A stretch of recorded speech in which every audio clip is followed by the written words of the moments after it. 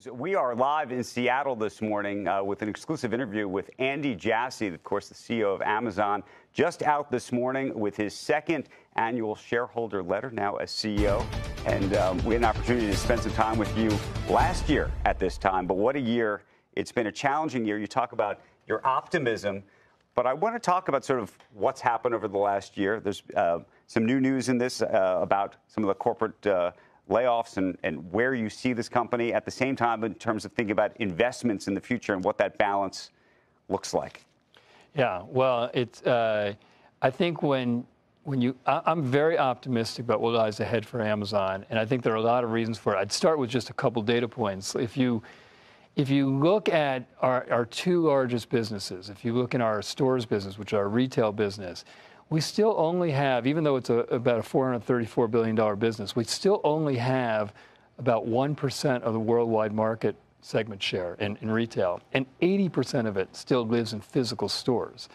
And if you look in our AWS business, which is about an $85 billion revenue run rate business, about 90% of that global IT spend is still on premises, not in the cloud. So if you believe that those equations are going to flip over time, which we do and we're seeing, we have a lot more growth in front of us. And so I look at where we are today, and then I think about working through one of the harder macroeconomic years in recent memory, and the fact that we were able to grow our top line on top of an incredible surge during the pandemic, and the fact that we were able to innovate across all our businesses, which will impact both the short and long term, and the fact that we have changed the way that we're going to invent and collaborate together by getting into the office more. And the fact that we were able to meaningfully streamline our costs while at the same time preserving the strategic long-term investments that we believe can meaningfully change customer experiences in Amazon for the long term. I think we have a lot to look forward to. At the same time, you do talk about macroeconomic headwinds,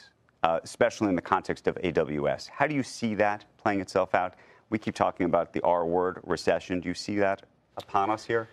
Well, we see a couple different things right now. On the consumer side, consumers are spending, but they're just much more careful about what they're spending on, and we see a lot of trading down in price points. You see a lot of trading down. We do. If you have a variation of a product, and you might have seen more people shopping at the higher end, you see people trying to save money wherever they can, and people are very deal conscious. It's why we spent so much time with our selling partners trying to find great deals and bargains for people. And so you see that on the consumer side.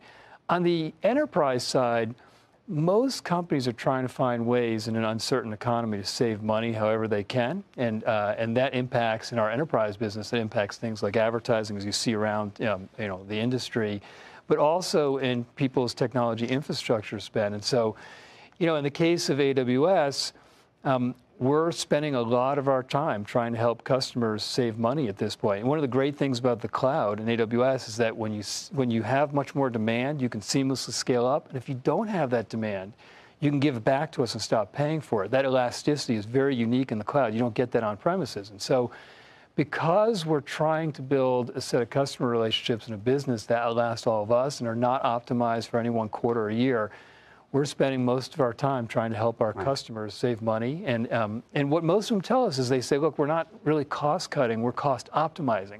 And we want to reallocate our priorities and our resources on things that can change our customer experience. On the AWS side, though.